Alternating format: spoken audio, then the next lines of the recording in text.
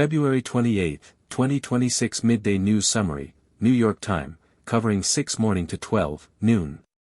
Don't forget to subscribe before we start, so you don't miss out on the latest international news.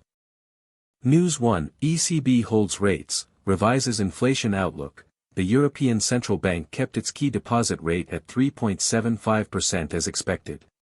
President Lagarde stated that while disinflation is progressing, the Governing Council needs more confidence.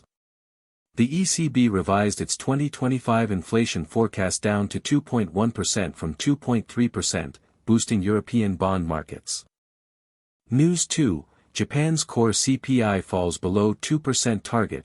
Japan's nationwide core CPI rose 1.8% year-on-year in January, the first time below the Bank of Japan's 2% target in over 2 years. This complicates the BOJ's path toward policy normalization, weakening the yen to 152.90 against the dollar. News 3, U.S. durable goods orders unexpectedly drop.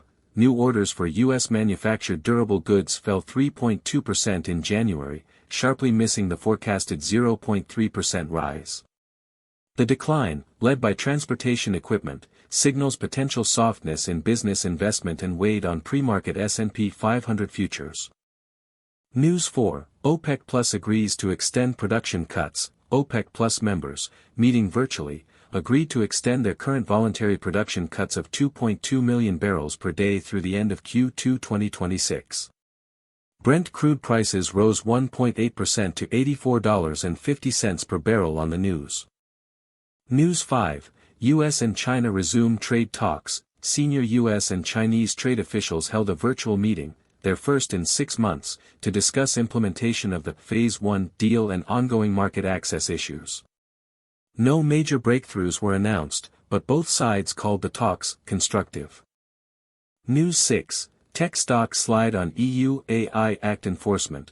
Major U.S. tech stocks fell in pre-market trading after the European Union announced the first formal investigations under its new AI Act, targeting several large platforms' recommendation algorithms for potential non-compliance.